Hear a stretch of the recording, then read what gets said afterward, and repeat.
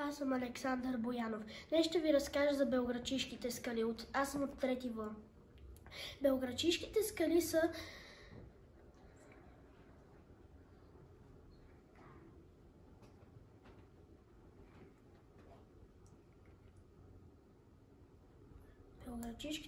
са природна забележителност в Западния предбалкан. Обявени са за природна забележителност през 1949 година.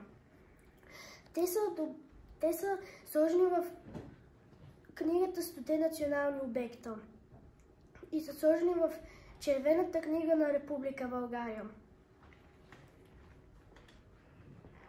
Те са се образували преди стотици милиони години.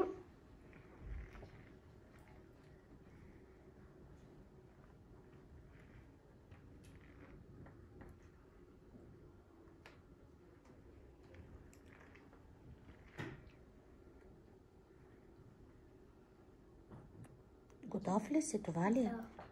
Добре.